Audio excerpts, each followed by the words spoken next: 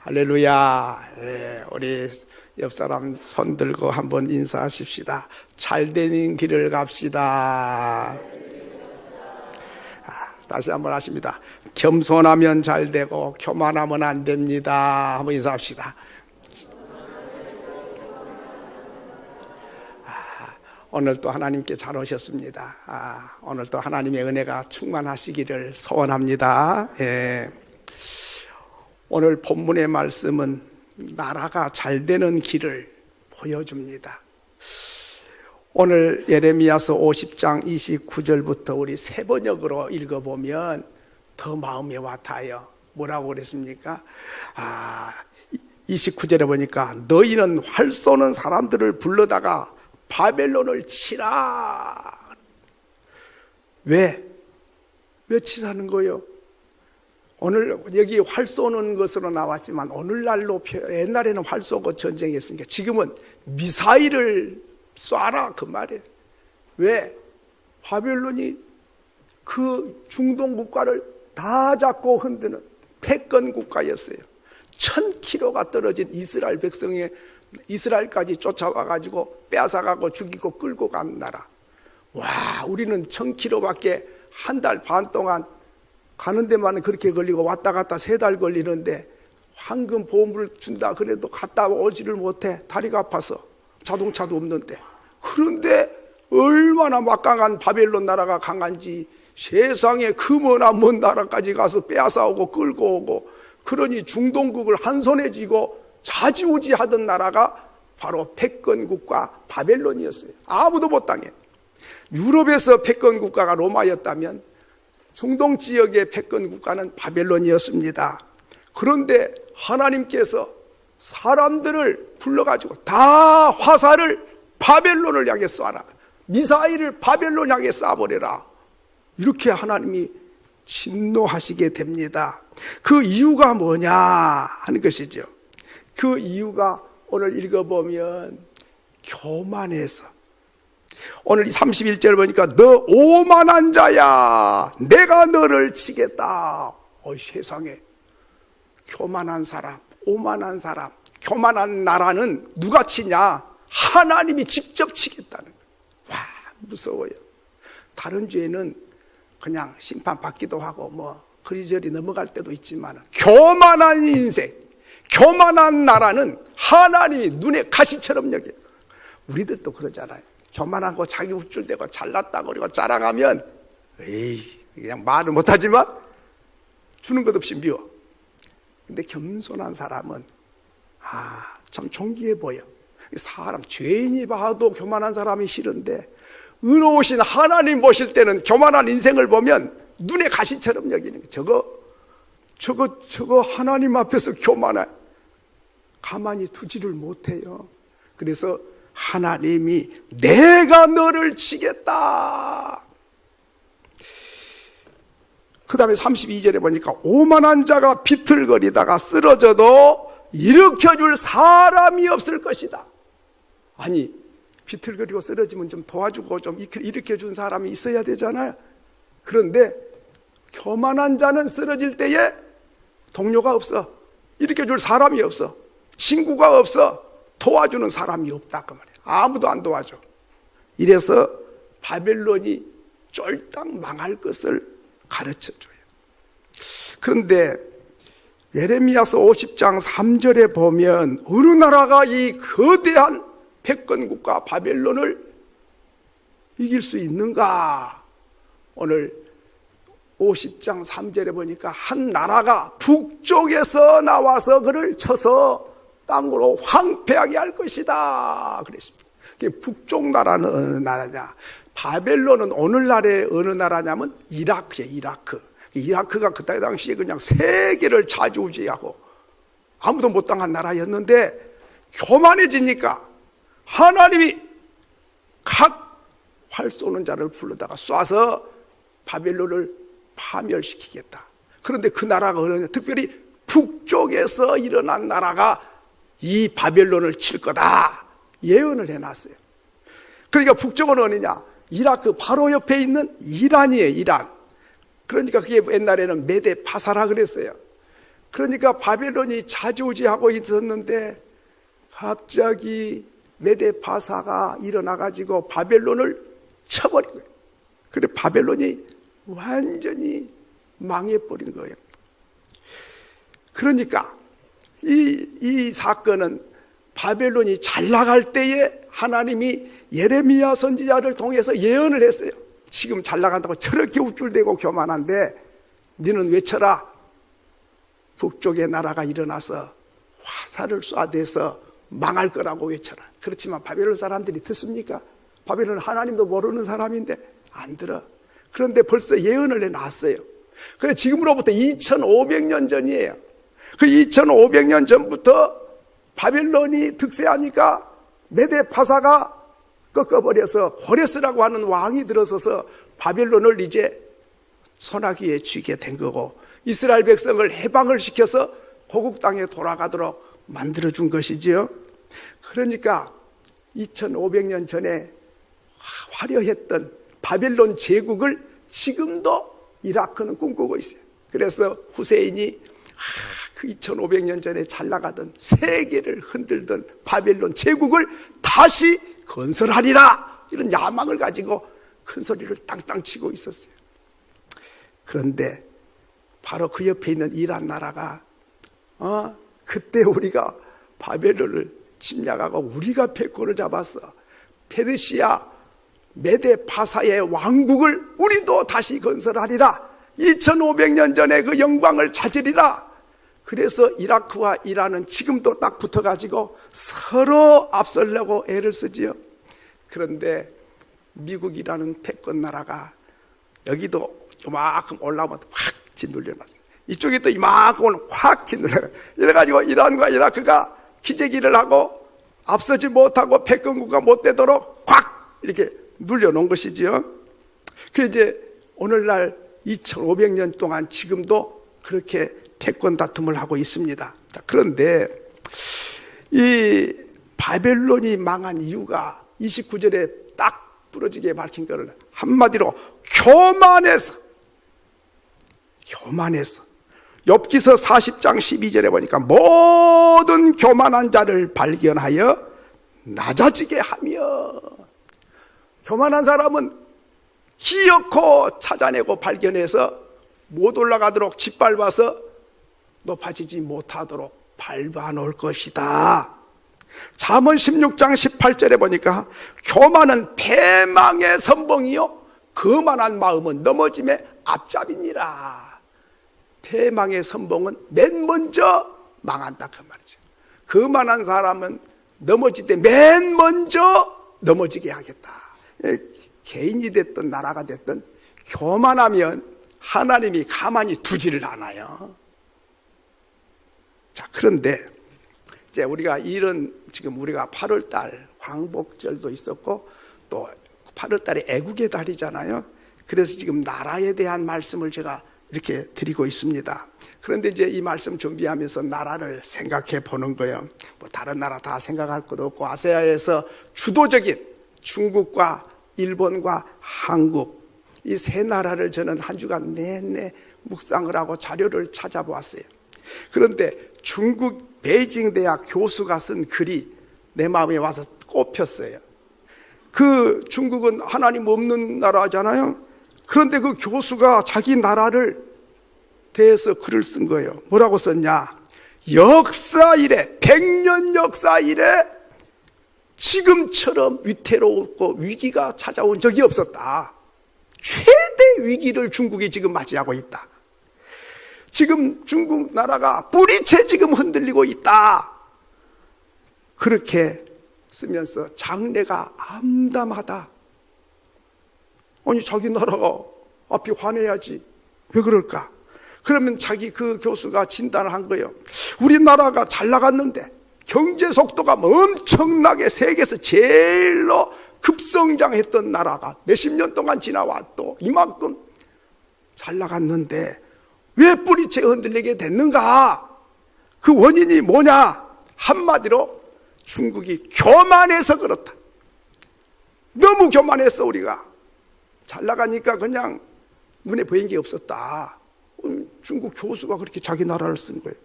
미국이 무역 전쟁을 하고 유럽 연합국가가 등을 돌리고 세계 모든 나라가 중국을 싫어한다. 중국은 우방국이 한 나라도 없다.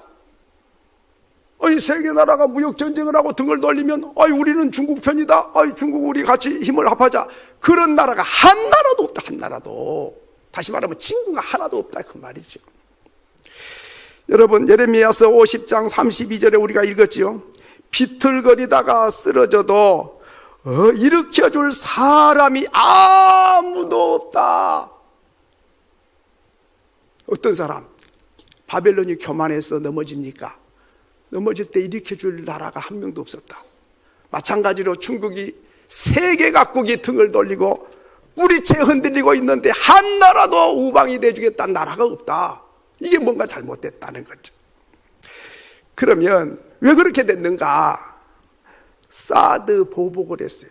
우리나라 사드를 갖다 놨는데 우리나라 기업에 엄청난 보복을 하고 관광객도 안 보내고 여러분 아시죠? 말 안 해도 엄청났지요. 그런데 한번 생각해 보세요. 사드 누가 갖다 놨어요? 미국이 갖다 놨어. 그럼 미국 당신들 왜 갖다 놨어? 그리고 미국한테 뭐라 그럴 일이지. 힘 있는 미국한테는 한 소리도 못하고 힘없는 우리에게는 보복을 그냥 보란듯이 짓밟아서 보복을 하는 거예요. 또 영토 분쟁을 일으켜서 남중국 작은 섬 서로 뺏으려고 난리를 치는 것이지요. 그 큰 나라가 그냥 땅 한 평이라도 뺏어내려고 애를 쓰는 게 보이지요. 정보를 빼가려고 하웨이 핸드폰에 유심을 심어가지고 정보를 빼내가는 그런 야비한 짓을 했다 그 말이죠. 또 기술자를 빼내고 문화유산을 빼가요. 동북공정, 서북공정, 그게 뭐예요? 다른 역사를 자기 나라 역사라고 거짓말로 막 만들고 있는 게 그게 동북공정이 공정이고 서북공정이지요. 우리나라 한복도 우리나라 김치도 자기 거라 그래. 막 다 힘 있으니까 다 뺏으면 되는 줄 알고. 그러니까 돈도 뺏고 땅도 뺏고 주권도 뺏고 문화도 뺏고 뭐든지 힘 있으니까 그냥 약자들을 갖다가 빼앗아내는 거지요. 그래서 국격이 훼손됐어요. 사람마다 인격이 있듯이 나라에도 품격이 있거든요. 원수라도 친구를 만들어야 앞길이 열리는데 친구들을 전부 원수로 만들어 놓는 거예요.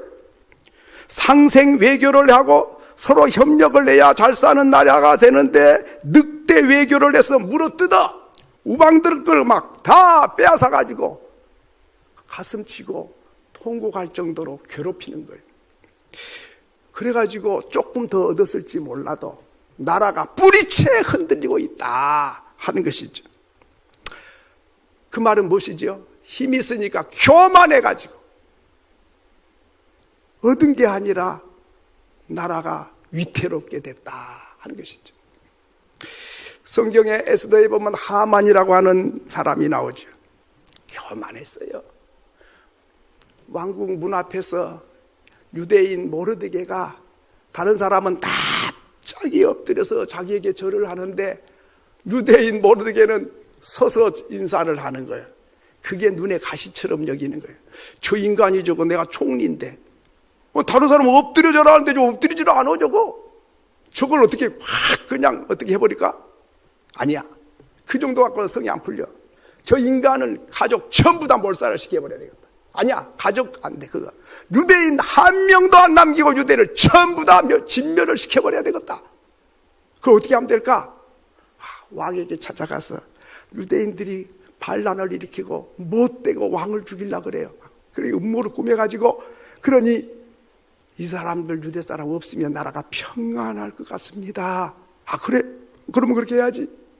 왕은 그것도 모르고 도장을 줘서 도장을 찍어가지고 전국에 담화문을 붙여가지고 몇 월 며칠 날 몇 시까지 유대인은 한 명도 남기지 말고 몰살시켜라 이렇게 명령을 내렸어요. 세상에 엎드려 절하지 않는다고 한 사람이 눈에 가시 같다고 그 민족을 말살을 시키려고 왕의 도장까지 찍어서 공고문까지 붙였어요. 이제 죽는 날이 정해졌어요. 유대인들은 잠을 잘 수 없고 밥을 먹을 수가 없어요. 그러다가 에스더의 놀라운 지혜와 또 재치가 있어서 그 하만이가 하나님께서 쳐버리는데, 에스더서 9장 14절에 보니까 왕이 그대로 행하기를 허락하고 조서를 수산에 내리니 하만의 10아들이 시체가 매달리니라. 그 높은 장대를 준비해가지고 그 눈에 가시 같은 그 모르드게를 저 나무에다가 매달아서 죽여서 사람들이 보고, 와, 하만이 왕 앞에 엎드리지 않으면 저 모양 된다. 그 꼴을 좀 사람들이 똑똑히 보고 내만 지나가면 납작이 엎드리도록 해야 되겠다. 그렇게 장대를 만들어 놨는데 역전이 돼가지고 하만이 가족 전부 다 그 자기가 만든 장대, 원수 매달려고 하는 그 장대에다가 자기 10아들을 쫄쫄히 묶어가지고 영광 굴비 엎듯이 엮어가지고 매달아 죽게 됐다 하는 것이죠. 여러분, 교만한 자는 자기가 판 무덤에 자기가 묻히게 됩니다. 개인이 됐든 나라가 됐든 겸손해야 됩니다. 이 바벨론 나라가 패권 국가가 왜 망했어요? 교만해서. 하만이가 왜 망했어요? 교만해서. 교만한 사람 하나님은 찾아내가지고 하나님이 직접 심판하겠다 그러고 화살을 이 바벨론을 향해서 쏴라고 명령을 내리셨다 하는 것이죠. 욥기서 40장 12절에 보면 모든 교만한 자를 발견하여 찾아내갖고 숨어있으면 찾아내서 낮아지게 하며 악인을 그들의 처소에서 짓밟으시리라. 찾아내서 지근지근 짓밟아버린다. 누구를? 교만한 사람. 그러니까 여러분 눈 뜨고 한번 보세요. 교만한 사람 잘 나간다 싶으면 언제 거꾸로졌는지 모르게 자빠져 버려요. 하나님이 두고 견디지를 못해요. 그러니까 우리는 겸손해야 되는데요. 여러분, 그런 사람들은 우방도 없잖아. 넘어졌을 때 일으켜 줄 사람이 없잖아. 중국에 등을 돌리니까 우방이 한 명도 없어. 한 나라도 없어. 여러분, 힘들 때라도 친구가 있어야 그래도 위로가 되고 살 길이 열리는데 아무도 동정을 하는 사람이 없다. 그러므로 우리는 겸손해야 됩니다. 두 번째로는 축복하는 나라를 축복하고 저주한 나라는 저주하신 하나님. 창세기 12장 3절에 보면 하나님이 아브라함에게 말씀하신 것이죠. 너를 축복하는 자에게는 내가 복을 내리고 너를 저주하는 자에게는 내가 저주하리니. 이 남을 축복해야 됩니다. 그런데 예수님께서 마태복음 10장 12절로 13절에 보니까 너는 어디 가거든 그 집에 평안하기를 기도해라. 그래서 우리가 나분 누구 집에 들어가면 앉아서 잠깐 기도하지요. 이 집에 하나님의 평안하기를 기도하라고 주님이 가르쳤어요. 근데 그 빈 평안이 그 집에 합당하면 그 집 가정에 평안이 임하지만 평안할 가정이 아니요. 교만하고 죄가 많아. 그러면 네가 빈 평안을 네에게 다시 돌아오게 해주겠다. 그러니까 축복을 하면 그 축복이 그 사람이 복이 되지만은 복 받을 사람이 안 되면 네가 복 빌었으니까 네가 빈 복을 네게 다시 돌려주겠다는 거예요. 그런데 저주를 하면 저주하러 했는데 가서 보니까 저주하면 안 되겠어. 복 받아야 되겠어. 그러면은 네가 빈 저주가 네 자신에게로 돌아온다 그 말이죠. 그러니까 여러분 오늘 우리는 축복만 하고 저주하면 안 되죠. 그런데 그러지 못한 나라가 있어요. 이번에 도쿄올림픽을 치렀죠. 그런데 언제 치렀죠? 7월 23일에서 8월 8일까지 치루었어요.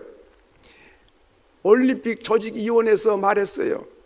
그 아세아 그 나라는 이 7월달 8월달이 가장 무더운 날씨고 또 장마가 계속되는 날씨고 또 태풍이 몰려오는 시기가 7월 8월이다. 그러니까 그때를 피해야지. 그때 하면 되겠냐. 그랬더니 일본 도쿄 조직올림픽위원회에서 말하기를 그때가 우리나라 최고로 시원하고 장마가 가장 안전하게 안 지나가고 태풍이 없을 때고 우리나라는 최적이다. 그래서 그날을 잡았다 하는 것입니다. 그런데 우리나라가 1988년도 88 올림픽을 서울에서 치를 때 우리나라는 언제 치렀지요? 88년 9월 17일부터 치렀어요. 왜? 7월 8일은 무덥고 장마가 있고 태풍이 지나가니까 올림픽 하기 힘들어. 그래서 그렇게 잡아서 잘 치렀지요. 그런데 우리와 위도가 같아. 일본은 바로 붙어있는 나라잖아. 우리가 똑같은데 왜 7월 8일로 잡았냐? 거기는 그럴 만한 이유가 있었습니다. 그 이유는 뭐냐면 1945년 8월 6일과 8월 9일에 일본 히로시마와 나가사키에 원자탄이 떨어진 날이에요. 올림픽 마칠 때 폐막식 때에 모든 선수와 세계 각국에서 원자탄 얻어맞고 피해를 입은 이 일본을 위로하기 위해서 묵념을 해달라고 날짜를 그렇게 맞췄다는 거예요. 아니, 전쟁 범죄를 일으킨 전범 국가가 묵념해주고 위로를 받기 위해서 날짜를 그 더운 날, 그 장마가 지나가고 태풍이 지나간 날을 잡아가지고 올림픽 일자를 맞췄다. 이 사고방식이 이게 뭐 며칠 날 했냐가 중요한 게 아니라 가해자가 피해자인 것처럼 둔갑을 해가지고 묵념해달라. 지금 날짜가 이 날짜다. 그게 양심이 있는 이야기입니까? 6.25 때 우리나라가 깨지고 피가 물들 때 일본은 돈을 엄청나게 벌었어요. IMF가 일어나겠다고 하는 바로 그 직전에 일본의 자금을 확 뽑아가 버렸어요. 그래서 그냥 주저앉혀버린 거예요. 지금도 남북 전쟁만 한 번만 더 일어나면 우리나라가 엄청나게 부를 누리겠는데 전쟁이 일어날 것 같지는 않고 자꾸 남북이 만나서 하고 통일을 한다서 하니까 눈에 가시같이 여기는 거죠. 깨져버려야 우리가 부자 되겠는데 저기 잘 나간다 그 말이에요. 험한 서적, 한국을 헐뜯는 그런 책이 얼마나 많이 팔리는지 책방에 가면 험한 서적 코너가 따로 있어요. 책방마다 수백 권이. 거기 내용이 뭐예요? 한국 아주 못됐다는 거, 거짓말 잘하고 사기 잘 치고 무엇이 어쩌고 곧 망해질 거라고 그런 것만 써가지고 그거를 비싼 돈 주고 사본 사람이 많으니까 책을 많이 갖다가 코너를 만들어놨죠. 비싼 돈 주고 그런 책을 사보고 있고, 그래서 온 백성의 가슴에 험한 생각을 품게 만들어 정치인들이 그걸 이용을 하는 거지요. 그래, 왜 그러냐? 이유가 또 있어.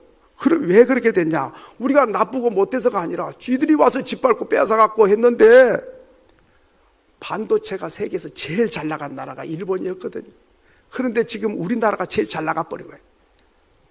또 가전제품, 코끼리 밥솥, 일본 가면 그냥 무슨 녹음기, 라디오 가면 하나씩 다 사와. 얼마나 잘 나간지 세계 1등이요 가전제품. 그런데 언제인지 모르게 대한민국 국밥솥이 앞서가 버리고 우리나라 TV가 앞서가 버리고 냉장고 앞서가고 다 앞서가 버린 거예요.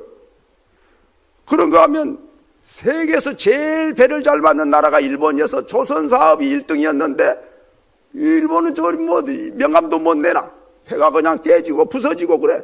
우리나라는 세빙선 2m 높은 두께 얼음을 깨고 달려가는 세빙선을 만들어가지고 세계에서 그런 배를 만든 나라. 한 대에 4천억짜리. 잘 나가고 있어요. 그러지요. 자동차가 잘 나가더니 아이고 한참 떨어져요. 저 사우디에 아람코라고 하는 회사가 있어요. 왕자가 운영을 하는 회사예요. 석유회사. 잘 나가요. 미국의 애플 회사와 우리나라 삼성 수익금 다 보태놔도 그 나라 따라가지를 못해.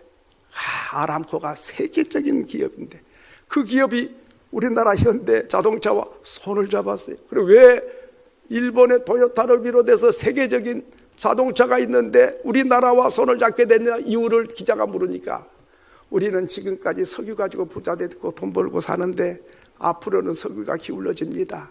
앞으로는 수소차나 전기차가 나와야 되는데 현대가 그 중에서 제일로 잘 나간 것이 손잡아야 우리가 미래를 먹거리를 얻을 수 있을 것 같습니다. 일본은 쳐다볼 것이 못 됩니다. 이래가지고 와, 그러니 그렇게 됐지요. 그 다음에 또 카메라는 또 세계적으로 일본이 제일로 앞서갔는데 우리나라가 1억 800만 화소, 와, 자기 나라는 6,400만 화소인데 1억 800만 화소를 연구해 내버리니까 카메라가 전부 다 문 닫아야 돼. 그러니까 일본 사람이 생각할 때는 와, 반도체 저놈들이 뺏어갔네. 아니 가전제품도 뺏어가고 조선도 뺏어가고 자동차 뺏어가고 카메라 다 뺏어가고 저 나라가 망해야 우리가 살겠는데 저 나라가 앞서가니까 우리가 못 된다. 어떻게 하면 저는 망하게 할까. 그래서 무역 보복을 해가지고 안 팔아 너희들. 그래가지고 우리나라가 똘똘 뭉쳐갖고 우리도 여행 안 가고 일본 거 안 살 거야. 이러니까 이거 자기들이 이렇게 했는데 자기들이 더 큰 손해를 또 보게 되지요. 그래서 이 문제를 심리학자들이 연구해 본 거예요. 왜 험한을 그렇게 물고 늘어지고 그렇게 목숨을 걸고 비싼 밥 먹고 할 일이 없어서 저렇게 야단일까 했더니 피해의식과 열등의식이 가득한 거예요. 정치인의 마음에도 백성들의 마음에도. 자기들이 우리나라를 짓밟고 우리나라를 지배하던 나라인데 우리 종노릇 하던 나라가 없어가 버리고 자기 거 다 뺏어갔으니까 우리 거 다 피해가 입었다. 그래가지고 뭐라고 그 소리는 못하고 그것이 험한으로 나타나고 있는 것이고 배가 고픈 게 아니라 배가 아파한다 그 말이죠. 메가더 장군이 일본을 떠나면서 소감 한마디 했어요. 일본을 어떻게 생각하십니까? 그 질문에 딱 한마디 하고 일본을 떠났습니다. 그 말이 무슨 말이냐? 한마디로 초등학교 5학년짜리를 보는 것 같습니다. 초등학교 5학년 수준인 정신 수준이. 그 말 속에는 모든 게 포함되어 있는 거예요. 자기밖에 모르고 그저 옹졸하고 시기하고 질투하는 그 5학년 초등학생, 그것이 이 민족의 수준입니다. 그 말이죠. 한국이 망해야 일본이 잘 산다. 그 생각을 한두 사람이 갖고 있는 게 아니라 지도자부터 백성들이 다 그런 생각을 가지고 있고 그런 책을 날개 돋친 듯이 팔려가고 있습니다. 성경적으로 볼 때 네가 잘 돼야 내가 잘 돼. 너를 서로 돕고 협력해야 함께 발전해. 상생의 원리, 공생의 길을 가야 복을 받을 수 있다. 축복하면 네도 복을 받아. 저주하면 너가 저주받아. 이것이 성경의 원리인데 이 사람들은 교육 수준이 높고 상당히 품격이 있고 참 선진국이라는 일본이 정신 수준이 바닥이다 그 말이죠. 그런 마음, 그런 피해의식, 그런 열등의식을 가지고는 그것 마음 고치지 않으면 소망이 없어요. 저가 그런 게 아니라 성경적으로 볼 때 원수를 축복해야 되고 축복은 못할지라도 함께 살자 그래야 되는데 망해야 우리가 산다. 망해야 우리가 부자 된다. 이 생각이 병든 생각이거든요. 근데 그 생각을 그대로 쥐고 앉아 있는 거죠. 자, 그러면 오늘 세 번째로는 칭찬받는 백성이 복을 받습니다. 자, 로마서 14장 18절에 보면 그리스도를 섬기는 자는 하나님을 기쁘시게 하며 사람에게도 칭찬을 받느니라 그랬습니다. 여러분 지도를 펴놓고 보세요. 칭찬받는 나라, 잘 나가는 나라, 복받은 나라. 손가락질 당하고 이 나라 가기 싫어. 이 나라는 가까이 오면 안 돼. 이 민족과 가까이 하면 안 돼. 그런 민족 치고 복받은 나라 봤습니까? 없어요. 가보고 싶고 그 사람들 만나고 싶고 함께 일하고 싶은 나라, 칭찬받는 나라. 하나님 섬긴 사람은 하나님도 기쁘게 하지만 사람들로부터 칭찬을 받아요. 믿음 좋은 사람 누구냐? 하나님 기쁘게 하고 사람들부터 칭찬받는 사람, 믿음 좋은 사람, 그리스도를 섬기는 사람, 예수 믿는 사람. 나라도 다른 나라가 다 쌍손 들고 우리나라 오라고, 다 같이 살자고, 그런 나라, 가보고 싶은 나라, 잘 나간 나라, 복받은 나라. 그러면 우리나라 사람은 어떻습니까? 중동 근로자들이 나가서 중동에서 건설 사업을 많이 했어요. 지금도 많이 하고 있습니다만은. 근데 60년대, 70년대만 해도 중동에 와서 뭘 좀 건설해 달라고 하면 와서 해준 나라가 없었어요. 건설회사가. 왜? 더워. 40도에서 50도까지 올라가 버려. 그러니 뭐 땀이 비 오듯이 하는데 일을 할 수가 없어요. 그냥 아무도 안 와. 근데 우리나라는 우리가 하겠습니다. 정주영 회장을 비롯해가지고 보통 사람이 아니야. 어떻게 하냐? 다 못한다는데 낮에 자고 밤에 시원할 때 일하면 됩니다. 이래가지고 건설을 너무너무 잘한 거예요. 그래서 그 중동 건설, 그것이 돈만 번 게 아니에요.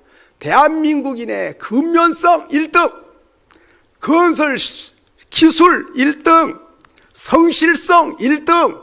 와, 돈 벌려고 그랬는데 이 좋은 타이틀이 세계 각국에 알려진 거예요. 대한민국 사람 근면하고 성실하고 기술이 최고다.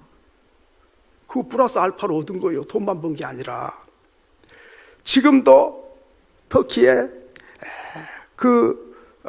다리를 하나 건설하고 있죠. 차라칼레라고 3조 5천억짜리 다리를 놓고 있습니다. 길이가 3,600m, 세계에서 가장 긴 다리인데 올해 말에 완공이 돼요. 와, 세계 사람들이 어떻게 저런 다리를 놓냐, 바다 가운데. 그런데 그거는 보통 철로 놓은 게 아니라 강철로 만들어. 그냥 보통 다리하고는 수준이 다르게.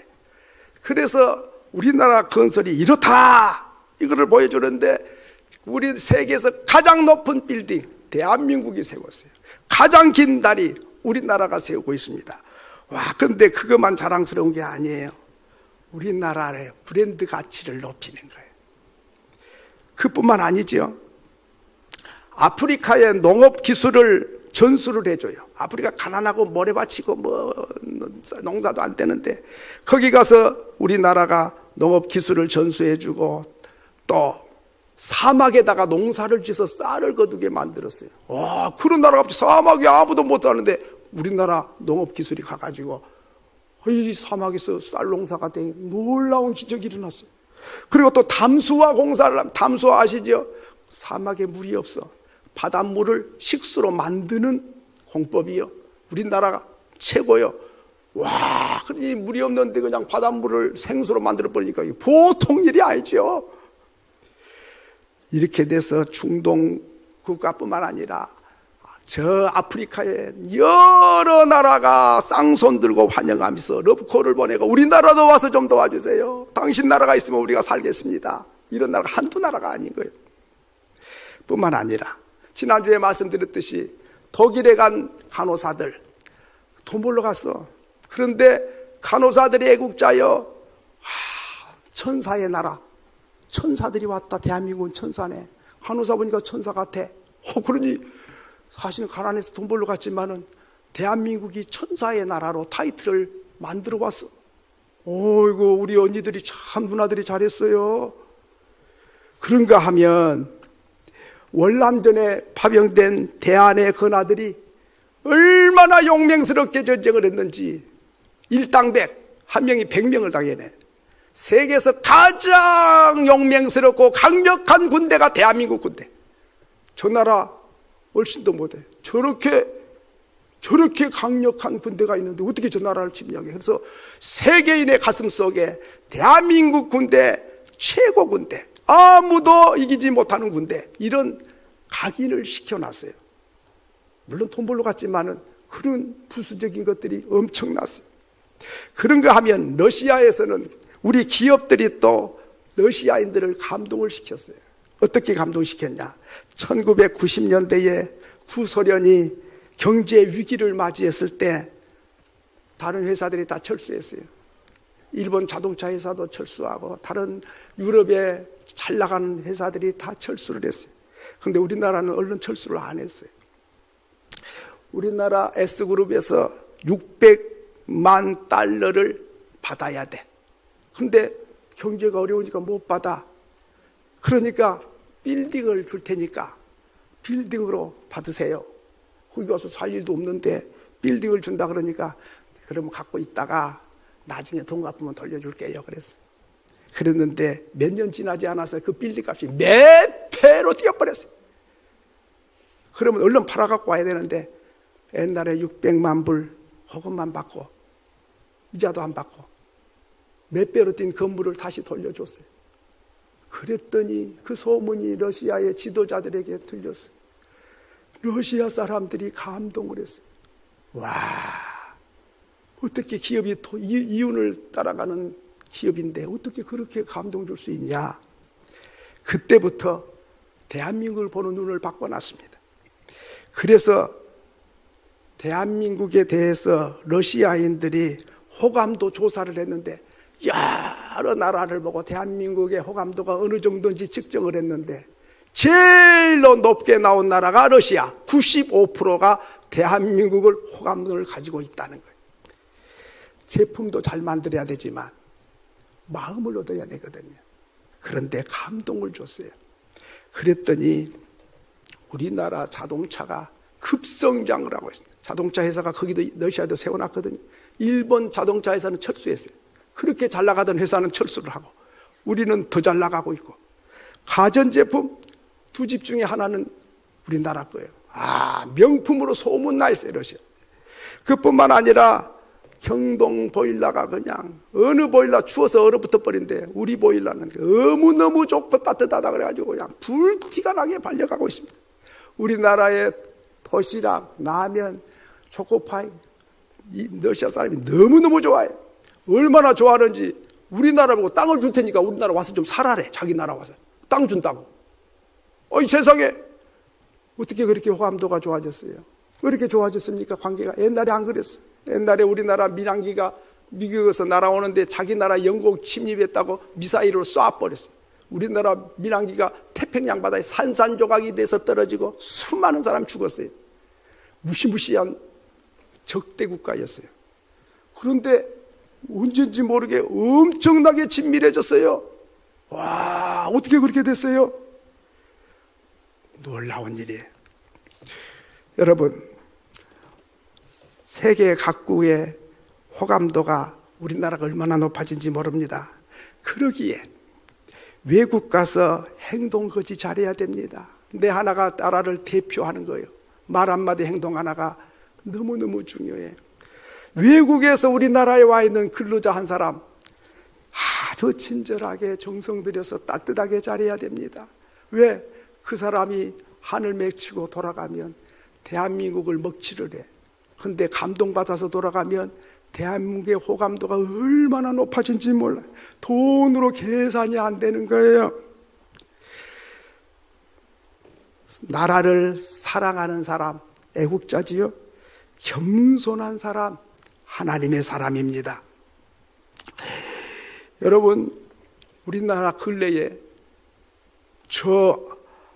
아랍에미레이트에서 우리나라 인삼을 500억어치를 주문했어. 500억어치를.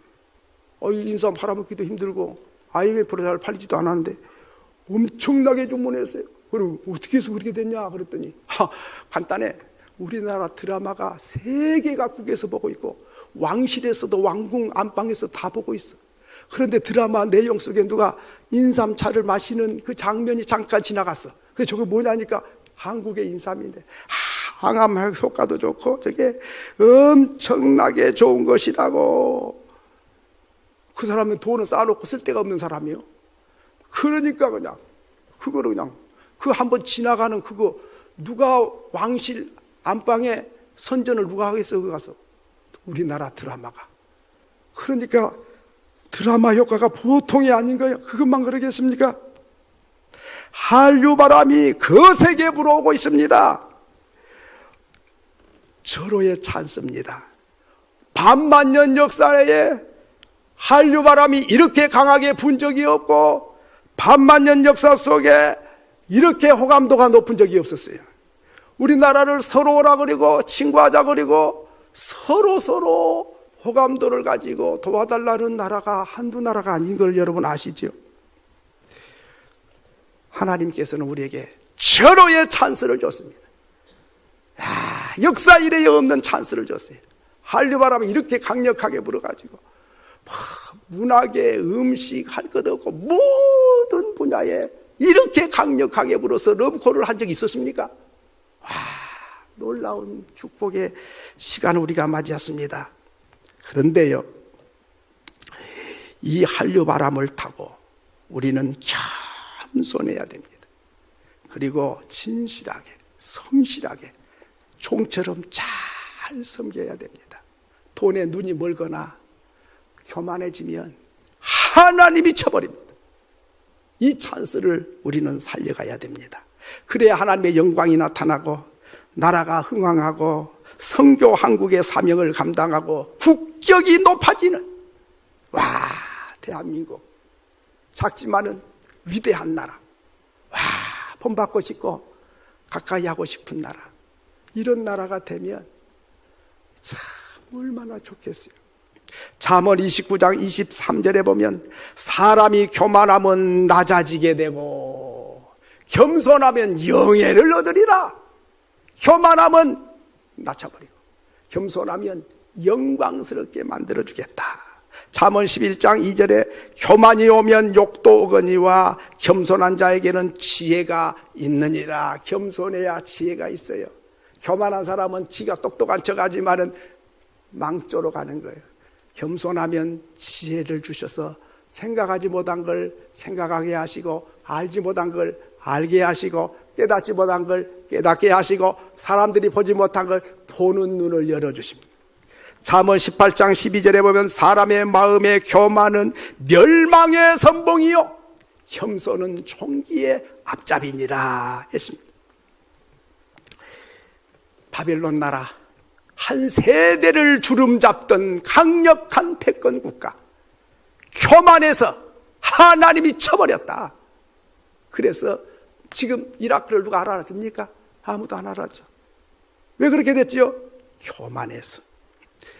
그렇습니다. 오늘 개인이고 나라고 겸손해야 됩니다. 하나님 약속이 교만한 자는 그냥 가만히 안 둬. 기어코 찾아내서 하나님이 심판해버려. 우리가 겸손하면 존귀해 보여, 돋보여. 사람 상당히 훌륭해 보여. 사람이 봐도 그런데 하나님 보시기에 오직 하겠습니까? 이 시간에 우리 기도하기를 원합니다. 교만한 자를 물리치시고 겸손한 자에게 은혜 주시는 하나님, 개인도 나라도 겸손해야 복을 받습니다. 하나님은 축복하는 자를 복 주시고 저주하는 자를 저주하겠다고 했습니다. 네가 잘 돼야 내가 잘 되고 네가 안 되면 나도 안 된다는 생각을 가지고 너와 내가 따로가 아니라 한 몸인 것을 알고 한 몸처럼 사랑하고 한 몸처럼 축복해야 잘 된다고 했습니다. 하나님을 기쁘게 하는 사람, 사람들에게 칭찬을 받는 사람, 그런 나라는 하나님이 복되게 하십니다. 그런 사람이 애국자고 그런 사람이 하나님을 기쁘게 한 사람이고 그런 사람이 행복한 사람이요, 그런 나라가 복된 나라가 됩니다. 우리 모두가 그런 사람이 돼서 이 나라를 복되게 하고 하나님께 영광이 되게 하는 사람 되게 해달라고 우리 합심해서 잠시 한번 기도합니다. 걸어가신 하나님 아버지, 은혜를 감사합니다. 교만한 자는 물리치시고 겸손한 자에게 은혜를 주신다 말씀하셨습니다. 바벨론이 교만해서 망했고 하만이도 교만해서 망했습니다. 교만한 자는 자기 무덤을 자기가 파는 자라 말씀하셨습니다. 겸손한 자를 찾아서 존귀케 하시겠다고 하셨습니다. 하나님 아버지, 축복하는 사람을 복주시고 저주하는 사람을 저주하겠다 하셨사오니 모든 사람을 축복하며 살아가는 우리 모두가 되게 하시고 또 사람들에게 칭찬받는 사람이 되게 하셔서 하나님을 존귀케 하고 많은 사람을 복되게 하는 우리 모두가 되게 하여 주옵소서. 거룩하신 하나님을 높이 찬양합니다. 교만한 자 물리치시는 하나님, 겸손한 자에게 은혜 주시고 존귀케 하시는 하나님, 아버지, 오늘 우리가 겸손한 사람 되게 하시고 겸손한 나라가 되기 원합니다. 하나님은 축복하는 사람을 좋아하시고 저주하는 사람을 저주하시는 하나님, 아무리 섭섭하고 미워도 저주하지 말게 하시고 불쌍히 여기고 축복하며 살아갈 수 있게 하시고, 또 주님 하나님 기쁘시게 하고 사람들에게 칭찬을 받는 나라가 잘 되는 줄로 믿습니다.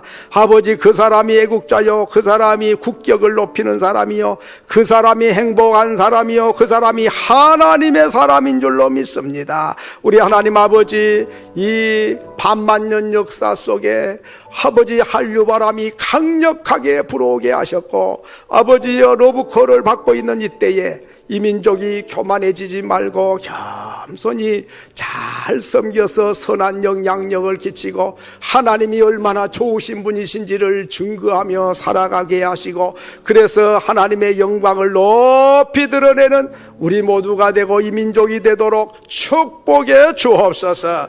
예수님의 이름으로 기도하옵나이다. 아멘. 다 일어나셔서 찬양 올려드립니다.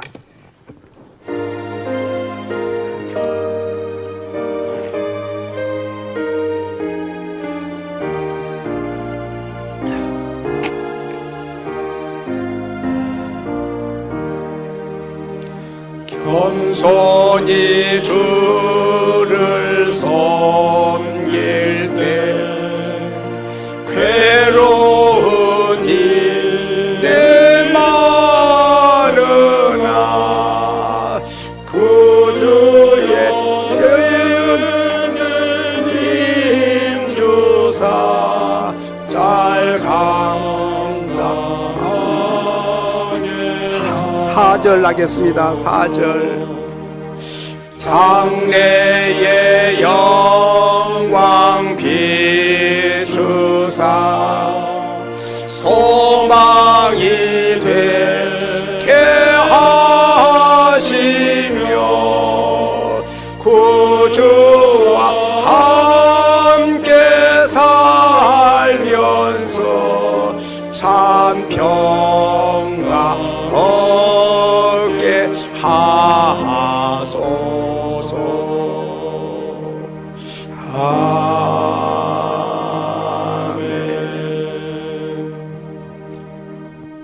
지금은 우리를 죄에서 구원해 주신 예수 그리스도의 은혜와 하나님 아버지의 넓으신 사랑과 성령의 교통하심이 겸손하게 살아서 하나님께 영광 돌리기를 원하는 온 성도들 머리 위에 지금부터 영원토록 항상 함께 계실지어다. 아멘.